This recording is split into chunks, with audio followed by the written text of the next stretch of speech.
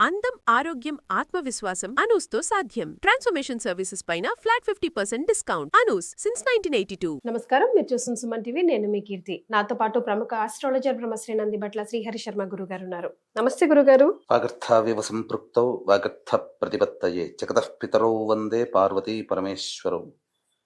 ఆదిత్యాయ చ సోమాయ మంగళాయ బుధాయ చ గురు శుక్ర శనిభ్యశ్చ రాహవే కేతవే నమః.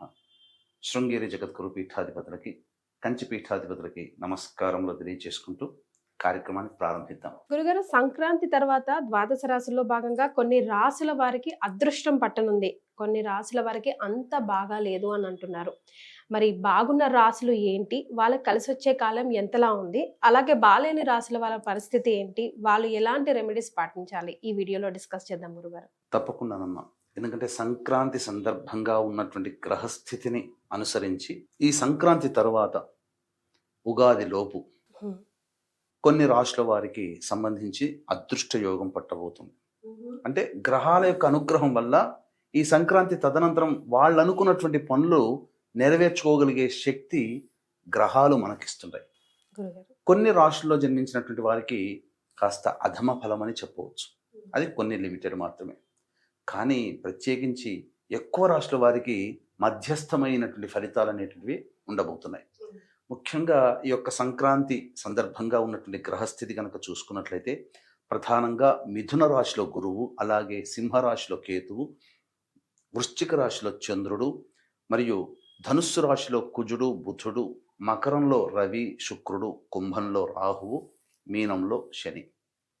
ఈ గ్రహాలు సంచరిస్తున్నటువంటి కారణం చేత మొట్టమొదటిగా మనం చెప్పుకున్నట్లయితే బాగా యోగము పట్టబోతున్నటువంటి రాశులు గ్రహాల యొక్క స్థితిగతులు అనుసరించి మేషరాశి, సింహరాశి, తులారాశి, మీనరాశి.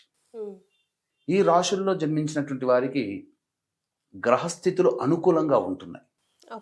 ఇది ప్రధానంగా చెప్పవచ్చు. దీని ద్వారా ఈ చెప్పబడినటువంటి మేష, సింహ, తుల, మీన రాశిలో జన్మించినటువంటి వారికి ఉద్యోగ సంబంధమైనటువంటి విషయాల్లో అభివృద్ధి ఉంటుంది. అలాగే చేపట్టినటువంటి వృత్తి వ్యాపారాల్లో అభివృద్ధి ఉంటుంది. ఇక చతుర్థ గురుడు ఈ మేషరాశి వారికి, అంటే ఈ మేషరాశి వారికి సంబంధించి చూసుకున్నట్లయితే గురు సంచారం అనుకూలంగా ఉంది. మేష, సింహ, తుల, మీన ఈ రాశుల్లో జన్మించినటువంటి వారికి అన్ని విధాలుగా గ్రహాలు అనుకూలంగా ఉన్నాయి. కాబట్టి వాళ్ళ యొక్క సంకల్పం దేవతానుగ్రహం వల్ల అతి త్వరగా నెరవేరుతుంది. ఇక మధ్యస్థంగా ఉండేటువంటి రాశులు అంటే మిశ్రమమైనటువంటి ఫలితాలు, అంత బెటర్ కాదు, అంత సూపర్ కాదు, అంత నార్మల్ బ్యాడ్ కాదు. అయితే ఈ యొక్క మధ్యస్థమైనటువంటి ఫలితాలు ఇచ్చేటువంటి రాశులు ఉన్నాయి కదమ్మా, వీళ్ళు చేసే ప్రయత్నం చేయాలి. కానీ కొంత దేవతానుగ్రహము, మానవ ప్రయత్నం, ఎఫర్ట్ ఎక్కువగా పెట్టాలి. తద్వారా ఏమవుతుంది, వాళ్ళు అనుకున్నటువంటి విజయాన్ని పొందగలిగే అవకాశం ఉంటుంది. ఏ ఏ రాశుల వారికి మధ్యస్థమైనటువంటి ఫలితాలు ఉన్నాయి ఈ యొక్క సంక్రాంతి పండుగ రీత్యా ఉగాది వరకు అని లెక్క వేసుకుంటే వృషభ రాశి, కర్కాటక రాశి, కన్యా రాశి, వృశ్చిక రాశి, కుంభరాశి. ఈ రాశుల్లో జన్మించినటువంటి వారికి మధ్యస్థమైనటువంటి ఫలితాలు. అంటే వాళ్ళు ఏది సంకల్పం చేసుకున్నా ఈ చెప్పినటువంటి వృషభ, కర్కాటక, కన్య, వృశ్చిక, కుంభరాశుల్లో జన్మించినటువంటి వారు వాళ్ళు అనుకున్న దానికంటే కాస్త ఎక్కువగా ప్రయత్నం చేయాలి. దేవతానుగ్రహాన్ని కూడా ఎక్కువగానే పొందే ప్రయత్నం చేసుకోవాలి. ఎఫర్ట్స్ లో లోపం ఉండకూడదు అంటారు. ఎక్కువ ఎఫర్ట్స్ పెట్టాలి. అయితే ఇక్కడ అధమ స్థాయి, కాస్త బిలో యావరేజ్ ఉండేటువంటి ఫలితాలు ఇచ్చేటువంటి రాశులు ఉన్నాయి. ఏంటయ్యానంటే మిథున రాశి, ధనుస్సు రాశి, మకర రాశి. ఈ రాశులలో జన్మించినటువంటి వారికి కాస్త దేవతాగ్రహాల యొక్క అనుగ్రహం తక్కువగా ఉండడం. కాబట్టి ఈ కారణం చేత వాళ్ళు ఒక ఎగ్జాంపుల్ చెప్తున్నానమ్మా, విద్యార్థులు ఒక 100 మార్కులు సంపాదించాలి అంటే 150% వరకు కష్టపడితే కానీ ఒక 70-80 మార్కులు వస్తాయి. 100కి 100 రావు. ఇక్కడ అదే కష్టపడ్డా 100కి 150% మార్కులు కష్టపడాలి. ఆ కష్టానికి తగ్గ ఫలితం ఉండదు, కానీ 150% కష్టపడితే సగం ఖచ్చితంగా వస్తుంది. ఇదే మధ్యస్థంగా యావరేజ్ గా ఉన్నటువంటివి 150% కష్టపడితే 100 మార్కులు వచ్చే అవకాశం. ఇక్కడ మంచిగా చెప్పబడినటువంటి రాశులు 100 మార్కులకు ప్రయత్నం చేస్తే 100 మార్కులు వచ్చే అవకాశం ఉంది. అంటే గ్రహాలు అనుకున్నది. అంటే ఇక్కడ మీరు గమనించుకుంటే టోటల్గా ఎఫర్ట్ అన్ని రాష్ట్రాల వాళ్ళు 100% పెట్టాల్సిందే.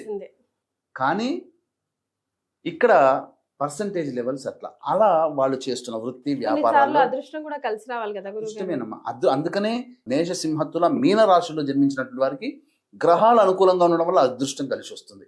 ఈ మధ్యస్థంగా ఉన్నటువంటి రాశులకి అదృష్టం దోబూచులు ఆడుతుంది. ఈ చెప్పినటువంటి మిథున ధనుస్సు మకర రాశిలో జన్మించినటువంటి వారికి అదృష్టము చాలా తక్కువగా ఉంటుంది. అందుకనే ఎఫర్ట్స్ పెట్టాలి. కాబట్టి ఇక్కడ ఏం జరుగుతుంది, మంచిగా చెప్పబడినటువంటి రాశులు అంటే ఉద్యోగం చేసే వాళ్ళకి ప్రమోషన్స్ రావడం, వ్యాపారం చేసే వాళ్ళకి వ్యాపార విస్తరణ, వ్యాపార అభివృద్ధి రావడము, అలాగే రాని బాకీలు వసూలు అవ్వడం, ఇంట్లో శుభకార్యాలు జరగడం, కుటుంబ సభ్యులు ఆనందంగా ఉండడం, పాత మిత్రులు కలవడం, ఇలా ఏదైనా కానీ కొంత పాజిటివ్గా మనకు ఉగాది వరకు వాళ్ళకు ఉంటుంది. అదే మధ్యస్థంగా ఉన్నటువంటి వాళ్ళకి ఇంట్లో కాస్త చిరుబురులు ఆడుకున్నా బయట అందరూ ఆదరిస్తారు, లేదా బయట ఎన్ని ఇబ్బందులున్నా ఇంటికి వచ్చేసరికి భార్య పిల్లలు తల్లి తండ్రి మంచిగా ప్రేమగా చూసుకుంటారు. అంటే ఎక్కడో ఒక చోట నష్టపోయినా ఇంకో చోట మాత్రం వాళ్ళు ఫుల్ఫిల్ చేసుకుంటారు. ఇలా ఇప్పుడు మనం ఎఫర్ట్స్ పెడతాము, మనం డబ్బులు మనం కొంత లాస్ అవుతాం, కానీ రాని బాకీలో వాళ్ళు మనకు తీసుకొచ్చి డబ్బు ఇస్తారు ఆ టైంలో. ఇదనమాట. అంటే ఒక వైపు పోతాం, ఇంకొక వైపు వస్తుంది. అదే అధమ రాశులైనటువంటి ఈ మిథున ధనుస్సు మకర రాశిలో జన్మించినటువంటి వారు ఉంటారు కదా. ఎందుకనంటే ఈ మిథున రాశి వారికి కనుక చూసుకున్నట్లయితే కంటక శని, ధనుస్సు రాశి వారికి చూసుకున్నట్లయితే ప్రధానంగా అర్ధాష్టమ శని, మకర రాశి వారికి దేవతాగ్రహం గురువు అనుగ్రహంగా లేడు. అందువల్ల పైగా రాశిలోనే రవి శుక్రుడు, వ్యయంలో కుజాబుతులు, ఇవన్నీ కూడా కాస్త ఏలిన నాటి శని దోషం లేదు అనే ఒక్కటి తప్ప మిగతా అన్ని గ్రహాలు అనుకూలంగా లేవు. అది ఇక్కడ మధ్యస్థంగా ఉన్నటువంటి రాశులు, గొప్పగా ఉన్నటువంటి రాశులకి గ్రహాలు అనుకూలంగా ఉండడం, ఎఫర్ట్స్ బాగా పెట్టుకుంటే చాలమ్మా. కానీ ఏది ఏమైనా అన్ని రాశుల్లో జన్మించినటువంటి వాళ్ళు ఈ సంక్రాంతి తర్వాత ప్రధానంగా కొన్ని పరిహారాలు చేసుకోక తప్పదు. అవి ఏంటి గురుగారు? ఎలాంటి రెమెడీస్ పాటించాలంటే అదృష్టం ఉన్నా కూడా టైంకి తలుపు తట్టాలి, అరే ఈ దారిలో మనకి బాగుంది అని తెలియాలన్నా కూడా దేవత అనుగ్రహం ఉండాల్సిందే గురుగారు. సో మరి ఎలాంటి పరిహారాలు పాటించాలంటారు? దేవతానుగ్రహం అంటే ఇక్కడ చెప్పాల్సిందమ్మ వీక్షించేటువంటి మన సుమన్ టీవీ ప్రేక్షకులు కూడా, ఈ దేవతానుగ్రహము కంటే కూడా ప్రధానంగా మానవ లోకంలో మనిషిగా పుట్టినటువంటి వాళ్ళకి కావాల్సింది మొట్టమొదటి పితృదేవత యొక్క అనుగ్రహము. ఎప్పుడు చెప్తారు ఎందుకనంటే పితృదేవతల అనుగ్రహం. కాబట్టి సంక్రాంతి అనగానే మనకు అందరికీ గుర్తొచ్చేటువంటిది పెద్దలకి పిండ ప్రదానము, తర్పణాది కార్యక్రమాలు, అలాగే మనకు చేతికి ఎడమ చేయి కుడి చేయి తెలవకుండా దానాది కార్యక్రమాలు చేయడం. ఇలా ఈ సంక్రాంతి పరంగా ఈ చెప్పినటువంటి అధమ స్థాయి, మధ్యస్థ రాశులు, మంచి రాశులు ఉన్న వాళ్ళు మొట్టమొదలు దేవతానుగ్రహం చెప్దాం, ఏం పరిహారం చేసుకోవాలి అని చెప్పి. కానీ ఖచ్చితంగా సంక్రాంతి పర్వదిన సందర్భంగా ఏ వ్యక్తి అయితే వారసుడిగా పుట్టినటువంటి వ్యక్తి ఖచ్చితంగా పితృదేవత ఆరాధన చెయ్యమని శాస్త్రం. ఎవరైతే ఇది చేస్తారో వాళ్ళు చేసే ఎఫర్ట్లో దేవతానుగ్రహం ఆటోమేటిక్గా కలిగి తీరుతుంది. అందుకనే ఈ సంక్రాంతి పర్వదిన సందర్భంగా 12 రాశులు, 12 రాశుల్లో జన్మించినటువంటి వాళ్ళు వారసులు తమ తల్లిదండ్రుల యొక్క రుణం తీర్చుకునే అవకాశం ఈ సంక్రాంతి సందర్భంగా సంబంధించినటువంటి పిండ ప్రదానం, దగ్గరలో మంచి పురోహితుని పిలిపించుకొని పిండ ప్రదానము, తర్పణాది కార్యక్రమాలు, వస్త్రదానము, కూష్మాండ దానము, నువ్వుల దానము, ఇలా పెరుగు దానము, ఇలా మనకు తోచింది ఆ బ్రాహ్మడికి దానం చేయవచ్చు. ఒకవేళ పిండ ప్రదానం లేకపోతే తర్పణాది కార్యక్రమాలను చేసుకోండి. ఇవి పిండ ప్రదానం, తర్పణాది కార్యక్రమాలు చేయలేని వసతి ఉంటే కనీసం పొత్తర్లను స్వయం పాక దానమైన బ్రాహ్మణులకి ఇవ్వండి, లేదా అవకాశం ఉన్నటువంటి బీద వాళ్ళకి ఇంట్లో వండుకునే వస్తువులు దానం చేయండి పెద్దల పేరు మీద.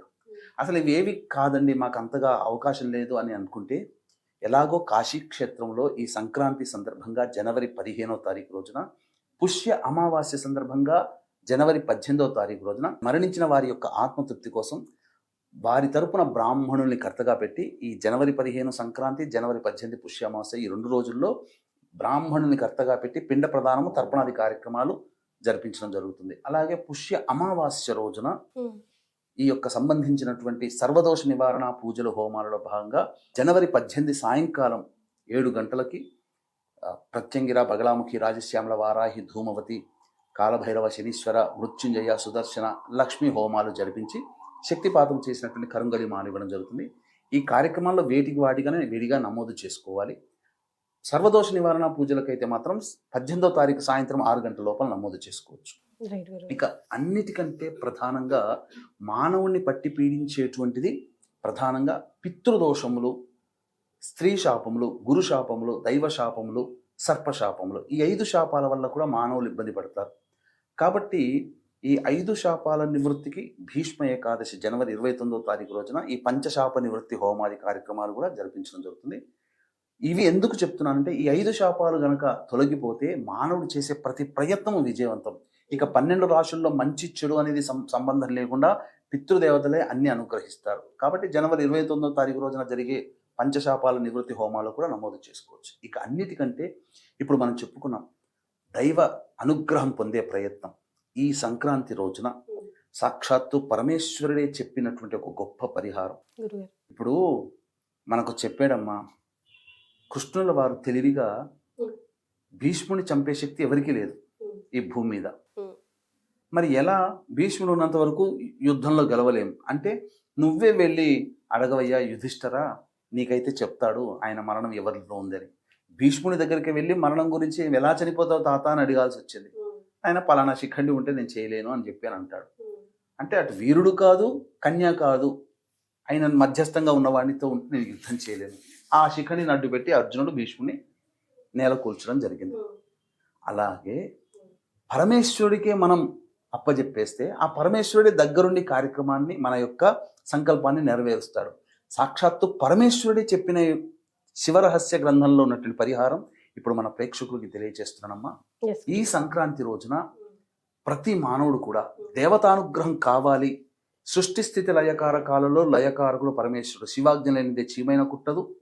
ఈ కార్యక్రమం మనం చేయాలన్నా, ఈ కార్యక్రమం మీరు చూడాలన్నా ఆ శివుని యొక్క అనుగ్రహం. కాబట్టి ఈ రోజున శుద్ధమైనటువంటి ఆవు నేతితో ఈశ్వరికి అభిషేకము జరిపించి మనం ఆసనంగా ధావళి ఆసనాలు దొరుకుతాయి బయట.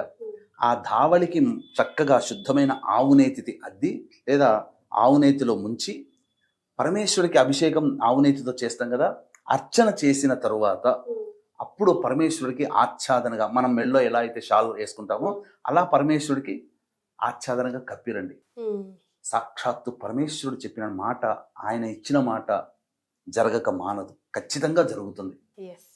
జరగకుండా ఉండదు అనే సమస్య లేదమ్మా, ఖచ్చితంగా జరిగి చాలా చిన్న రెమెడీ చిన్న రెమెడీ అందరూ ఆవునైతే ముంచలేకపోయినా అట్లీస్ట్ మొత్తం రాసినా సరిపోతుంది. కానీ ఆవునేతితో అభిషేకం చేసి ఈ పరిహారం చేయాలి. శుద్ధమైన ఆవునేతి వాడాలి. బయట దొరికే 150-200 ఆవు నెయ్యి కొనుక్కోకూడదు. మరి అది చాలా చాలా ఇంపార్టెంట్. సో సంక్రాంతి తర్వాత ద్వాదశ రాశుల వారిలో ఎవరెవరికి అదృష్టం బాగా కలిసి వస్తుంది, ఎవరికి మధ్యంగా ఉంది, ఎవరికి అస్సలు బాగాలేదు, వాటికి సంబంధించిన రెమెడీస్ కూడా, పరిహారాలు కూడా గురుగారు ఆధ్వర్యంలో చేసుకునే పరిహారాలు కూడా తెలియజేశారు. ఈ వీడియో సేవ్ చేసుకోండి, 10 మందికి షేర్ చేయండి, ఉపయోగపడుతుంది. ధన్యవాదాలు గురుగారు. సర్వం శ్రీ ఉమామహేశ్వర పరబ్రహ్మార్పణమస్తు.